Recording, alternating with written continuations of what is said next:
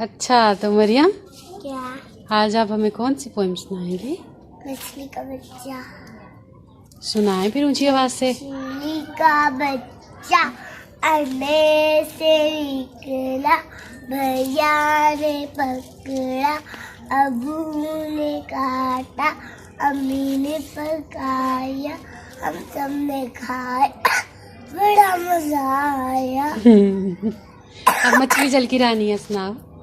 मछली जल की रानी है, जीवन उसका पानी है, हाथ लगा तो डर जाती है, बाहर निकालो तो मर जाती है।